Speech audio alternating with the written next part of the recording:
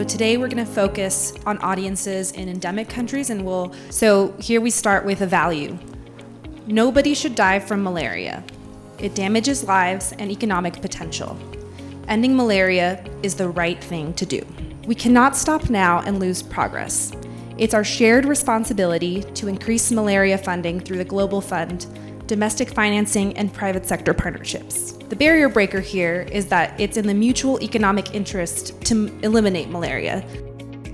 We still need to continue supporting the programs at the community level, etc. I know there's been a lot of discussions in the past 2 days around the youth and how the youth play a really significant and critical role because one of the demographic dividend, and also two, there is the power of influence, and this really helps in the change. We are going into next steps related to World Malaria Day.